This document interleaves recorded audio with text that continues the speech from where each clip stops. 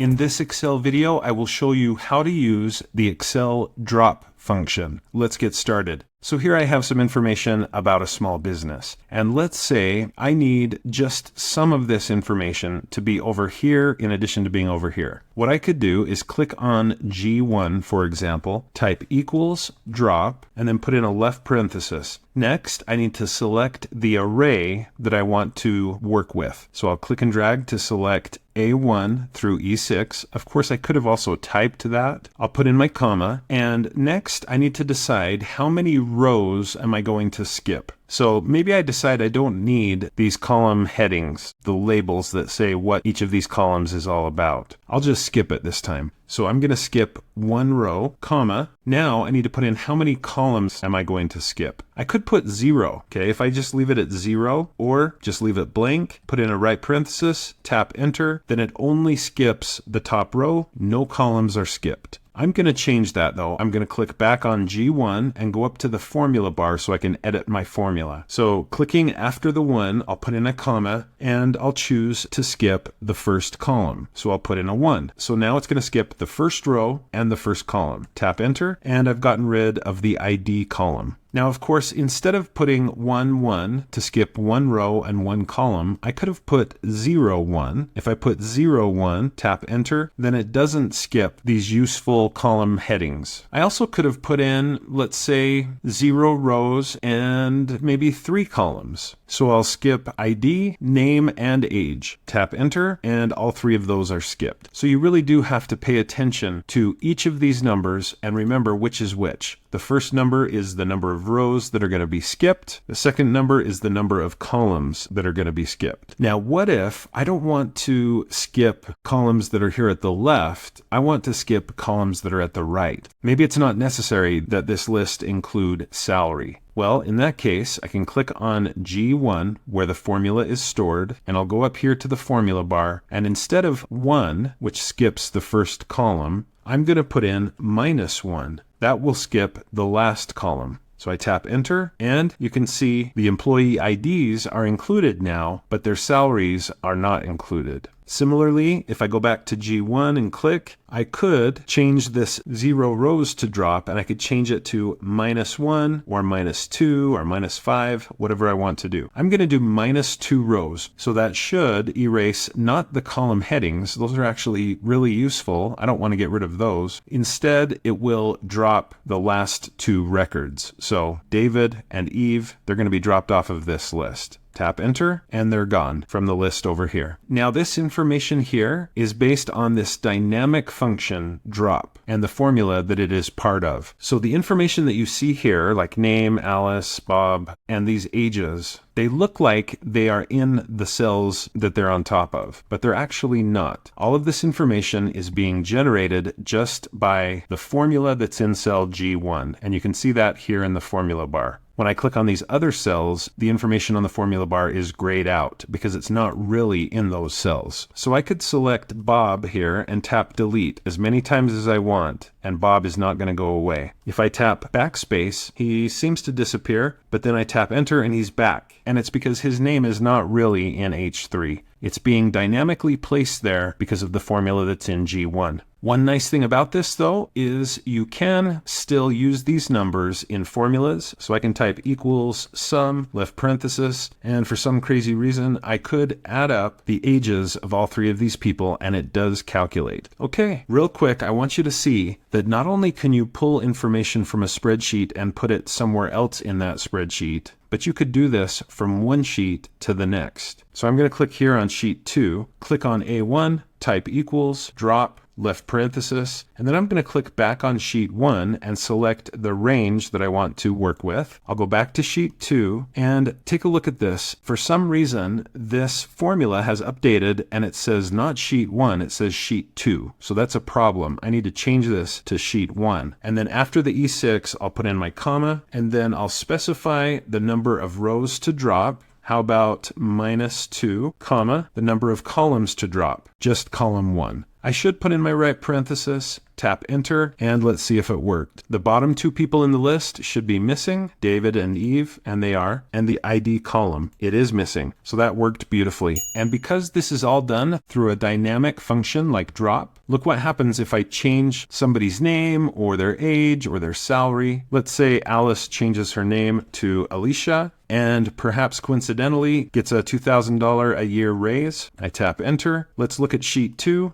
Notice that it's updated there as well. So I hope you can see some potential uses for the Excel drop function. Thanks for watching this video. I hope you found it to be helpful. If you did, please like, follow, and subscribe. And when you do, click the bell and you'll be notified when I post another video. If you'd like to support my channel, the very best way to do that is to become a channel member, but you could also click the thanks button below the video. You could support me through my Patreon account or by buying channel merch, and you'll see information about those options in the description below the video. Speaking of supporting the channel, I need to say thank you to my fantastic super techie and ultra techie supporters. Thank you so much for all you do to support the channel. And here's a list of all of you. Thank you so much.